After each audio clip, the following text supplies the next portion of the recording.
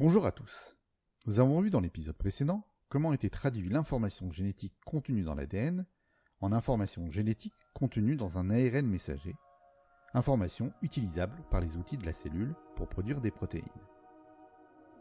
Donc, l'ARN messager, c'est comme une phrase avec les mots ou les codons composés de 3 bases, chaque codon correspondant à un acide aminé qui sont les briques des protéines. Chose importante à noter, dans l'épisode précédent, on a vu que lors de la maturation de l'ARN messager, les introns étaient retirés et on appelle ça l'épissage. Oui, je vous avais gardé quelques mots compliqués. Il ne reste alors que les exons qui forment la phrase qui donnera une protéine. Cependant, il existe ce qu'on appelle l'épissage alternatif. En fait, dans cet épissage, en plus des introns, certains exons vont être aussi retirés. Ok, là ça fait un petit ARN messager, mais j'ai pas assez de Scrap Junior pour en faire plus. Mais vous avez compris le message. Ainsi, à partir d'un ARN messager non maturé, on peut fabriquer différentes protéines en fonction de l'épissage. Donc ici on a notre phrase après l'épissage. Et l'outil qui va permettre la création des protéines à partir de cette phrase, c'est le ribosome. Il va en fait traduire l'information contenue dans l'ARN messager en protéines. C'est la traduction. Le ribosome est constitué de 2 parties, une petite et une grande. La petite va lire l'ARN messager et la grande va assembler les acides aminés pour former la protéine.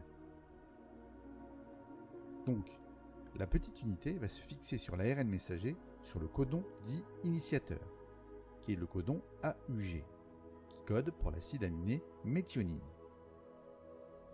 Cela entraîne donc l'arrivée du premier ARN de transfert, ou ARNT.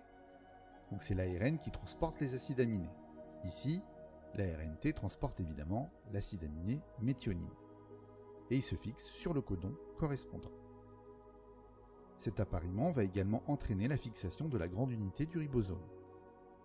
Lorsque tout ce petit monde est accroché, c'est la fin de la phase d'initiation. L'ARNT portant la méthionine est accroché sur le ribosome sur ce qu'on appelle le site A. Et tous les ARN transferts arriveront sur ce site. La phase d'élongation peut alors commencer.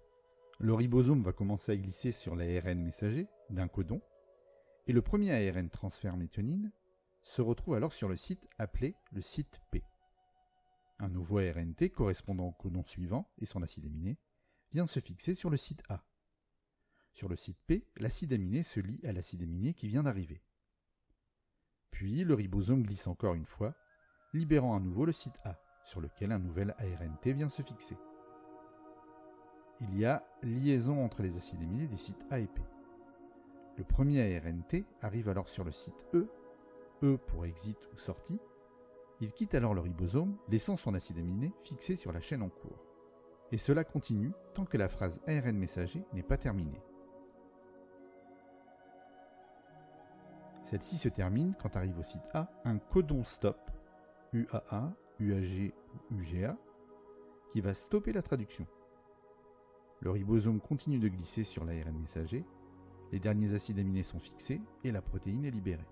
C'est la phase de terminaison. Pour fabriquer les protéines, il y a en tout 20 acides aminés différents. Or, si on fait le calcul, il y a plus de codons possibles.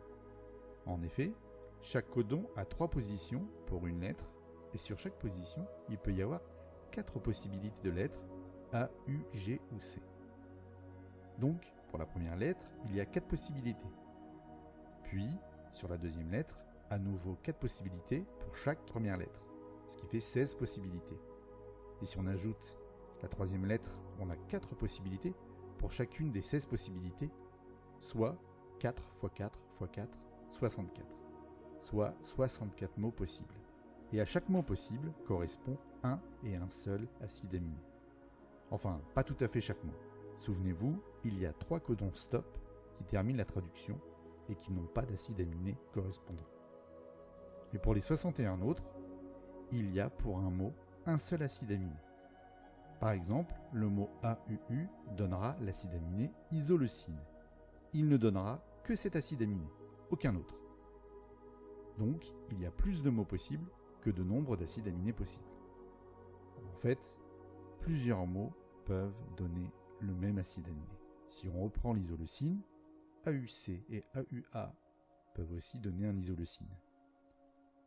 On verra plus tard l'utilité d'une telle redondance dans les prochains épisodes, notamment lorsque l'on parlera des mutations. Oui, je sais, c'est pas très excitant, mais on a les cliffhangers qu'on peut.